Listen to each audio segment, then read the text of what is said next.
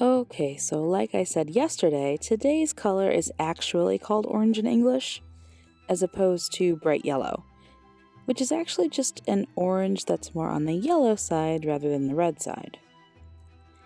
And phew, this one ended up being interesting.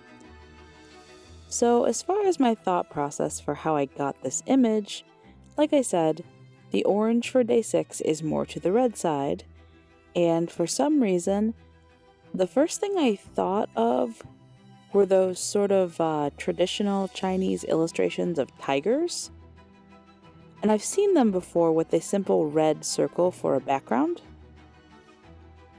So then I thought, since this orange was between the red of that background color of that sort of image and the orange of the actual tiger, maybe if I used the same color for the tiger and the background and put the tiger on a circle and went without line art, then maybe it would look like the tiger was blending into the background, or maybe like materializing out of it or disappearing into it. Yeah, so I only drew line art where the white sections are, and for the body of the tiger, I only drew the black stripes so that the orange kind of faded into the background.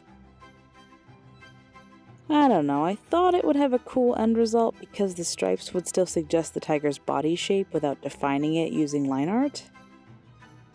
Let me know how successful you guys think this one is. I'm a little on the fence.